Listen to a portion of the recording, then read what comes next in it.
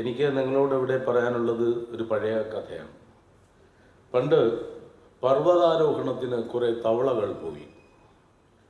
പർവ്വതാരോഹണത്തിന് ഒത്തിരി തവളകൾ, ദേശീയ മത്സരമാണ്.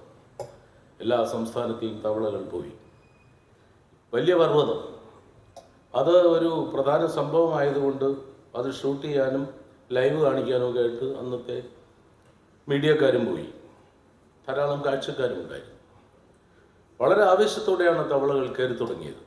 പക്ഷെ കുറച്ച് കയറി കഴിഞ്ഞപ്പോൾ പല തവളകളും റെസ്റ്റ് ചെയ്യാൻ തുടങ്ങി. ഈ തവളയ്ക്കും ഡയബറ്റീസും പ്രഷറും ഒക്കെ ഉണ്ട് കേട്ടോ, നമ്മളത് ശ്രദ്ധിക്കാത്തതുകൊണ്ട്. കൊളസ്ട്രോളുള്ള തവളകളും ഉണ്ട്. അങ്ങനെ പലരും പല വഴിക്ക് ഇരിപ്പായി. ചിലർ വീണ്ടും കയറി ഒരു ആവേശത്തോടെ, ഒരു സ്പോർട്സ്മാൻ സ്പിരിറ്റോടെ. ഇങ്ങനെ കയറി ഏതാണ്ട് പകുതി പോലും ആകുന്നതിന് മുമ്പ് മിക്ക തവളകളും ഇരിക്കുകയോ തിരിച്ച് നടക്കുകയോ ചെയ്യുമ്പോൾ ഒരു തവള വർദ്ധിത വീര്യത്തോടെ, നിശ്ചയദാർഢ്യത്തോടെ, ലക്ഷ്യബോധത്തോടെ, വിജയ സ്വപ്നത്തോടെ കയറുന്നു. അങ്ങനെ കയറുമ്പോൾ കുറേ പേര് അയാളെ കൈയടിച്ചു. കൈയടിക്കുന്നതിന് മുമ്പ് കുറേ പേര് കൂവി. ഈ കയറിയ തവളയെ കൂവിയതൊന്നും അയാൾ ശ്രദ്ധിക്കാൻ പോയില്ല. അയാൾ വീണ്ടും കയറിക്കൊണ്ടിരുന്നു. കയറി കുറേ ഇയാൾ അവസാനം ആ മല അവിടെ ഉയരത്തിൽ നെറുകയിലെത്തും എന്ന് ഉറപ്പായപ്പോൾ കൈയടിക്കാൻ തുടങ്ങി.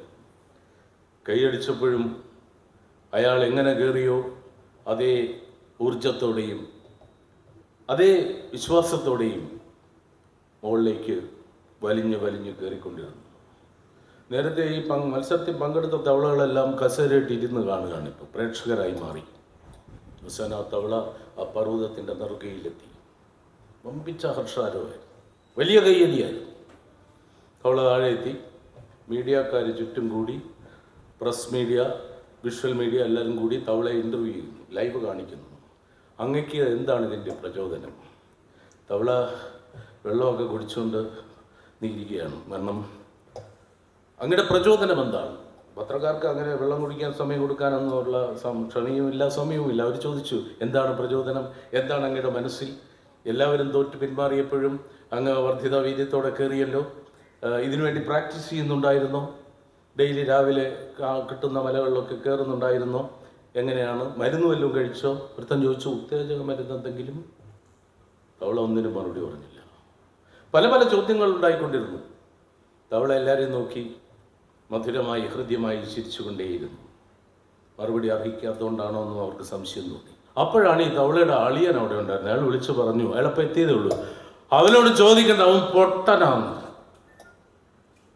തവള പൊട്ടനായിരുന്നു എന്ന് പറഞ്ഞാൽ ഇവരെ നിരുത്സാഹപ്പെടുത്തിയല്ലോ.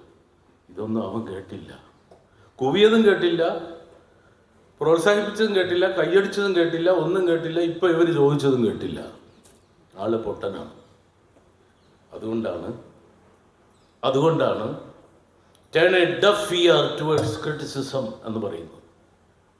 വിമർശനത്തിൻ്റെ നേരെ, ആക്ഷേപങ്ങൾക്കു നേരെ ബധിര കർണങ്ങൾ അയക്കുക, ചെവി ഓഫ് ചെയ്തിടുക. നമ്മളത് ശ്രദ്ധിക്കാൻ പോകരുത്.